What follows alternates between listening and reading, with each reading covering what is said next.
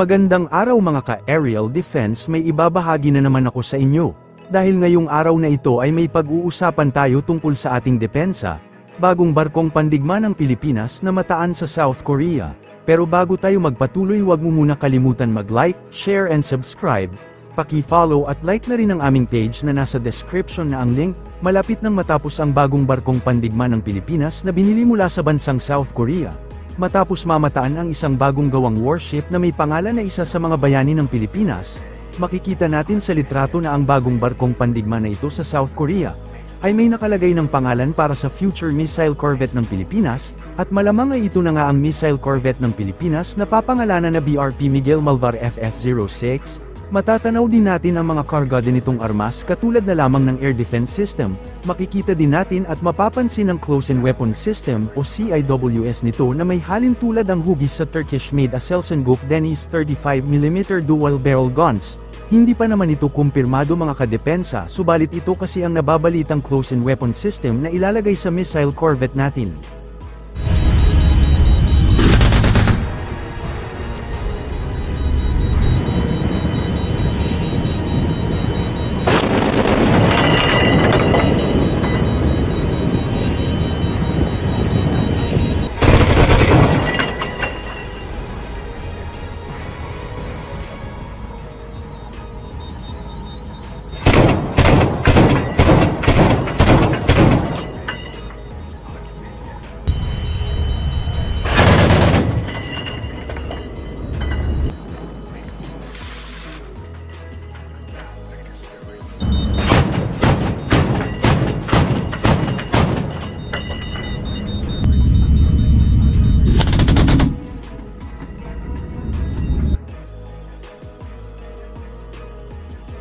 Ang larawan ay ibinahagi ng kilalang defense page sa Pilipinas na si Max Montero o mas kilalang Max Defense Philippines.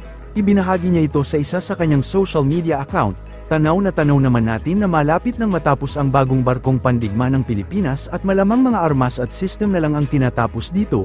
Matatandaan na bumili ang Pilipinas ng dalawang HDC 3200 missile corvette sa Hyundai Heavy Industry sa bansang South Korea. Inaasahang i-deliver ang mga barko na magsisimula sa taon na 2025 hanggang 2027, kaya alam na natin na ang BRP Miguel Malvar ang unang corvette na made-deliver sa Pilipinas. Inaasahan din natin na may hahatid ang mga bagong missile corvette na kumpleto na sa armas at modern technology upang maiwasan ang paghina ng kakayahan ng warship, katulad ng nangyari sa dalawang Jose Rizal class frigates natin, na nai-deliver ng kulang pa sa armas katulad ng vertical missile system, A-tube missile system, at close-in weapon system. Kulang din sa mga system at radar ang Jose Rizal class frigates natin noong dumating. Kaya naman hindi ito matawag ng mga defense enthusiasts na isang frigates. Kaya naman malaki ang expectation ng buong Pilipinas at Pilipino na kumpleto at armado na may hahatid ang bagong missile corvette ng ating Philippine Navy. Isang opisyal ng Philippine Navy noong Martes ang nagsabing nakahanda ang mga tauhan ng militar na sakay ng BRP Sierra Madre sa Ayungin Shoal sa West Philippine Sea, na tumugon sa anumang insidente. Kabilang ang posibilidad ng mga maaaring sumubok na lusubin ng barko. May plano ang Navy sa bawat aksyon at sitwasyon, kaya may naangkop na contingency plan para sa Philippine Navy.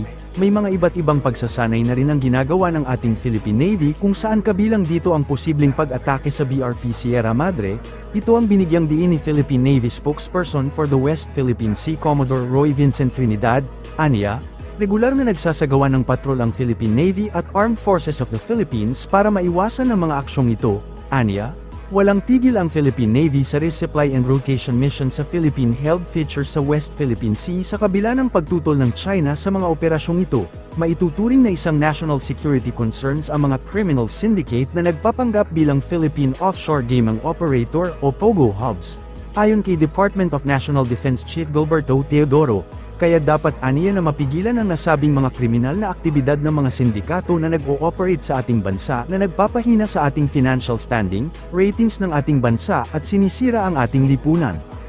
Ginawa ng kalihim ang naturang pahayag isang araw matapos sabihin ng Philippine Navy na hindi nito ikinukonsidera ang mga POGO bilang isang banta sa national security, sa kabila pa ng ilang serye ng raid na ikinasa sa Central Luzon laban sa POGO hubs na sangkot sa umano'y mga ilegal na aktibidad. Ipinunto pa ni Secretary Teodoro na hindi niya tinukoy ang mga ni-raid na establishmento bilang POGO na aniyay tradisyonal na business process outsourcing enterprises.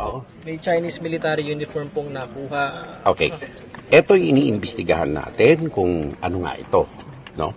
Pero ito ay national security concern dahil ang mga illegal na mga gawain ay napapanatili dito sa ating bansa. Bakit ito national security concern? Kasi ipinahihina nila ang ating political, economic, social, and peace and order fabric. At ang pinakamabisang paraan upang pahinain mo kalaban mo, manggulo ka doon sa bansa niya. So, aming pinag-aaralan na mabuti at ang buong gobyerno ay nagbuklod upang itigil itong mga gawain na ito. Wala silang karapatan dito. Samantala, sinabi ng DND na inaanalisa na ng mga awtoridad ang mga ebidensya mula sa impormasyong nakalap sa mga aktibidad ng POGO at isinagawang raid sa Tarlac at Pampanga. Kung maaalala kasi, sa isinagawang paghalugad sa POGO hub sa Porac, Pampanga kamakailan, nadiskubre ng mga awtoridad ang hinihinalang mga uniforme ng sundalo ng China, subalit agad namang pinawi ng Armed Forces of the Philippines ang pangamba ng publiko, at sinabing posibleng ginagamit lamang ang nasabing uniforme bilang props ng mga POGO worker sa kanilang ilegal na online transactions at hindi bilang paghahanda sa invasion o pagsalakay. Kinatigan ng mga senador ang naging pahayag ni Department of National Defense Secretary Gilberto Teodoro, na dapat itigil ang operasyon ng Philippine Offshore Gaming Operators o POGO malapit sa military bases ng bansa. Ayon kay Escudero, malinaw na tinutukoy ni Secretary Teodoro ang mga ilegal na operasyon ng POGO dahil sinabi nito na hindi nag-o-operate ayon sa kanilang nilalayon, ngunit kung tutuusin aniya ay dapat isara ang lahat ng ilegal na POGO malapit o malayo man sa base militar. Bukod dito, nararapat din aniyang arestuhin ang mga nasa likod ng illegal POGO.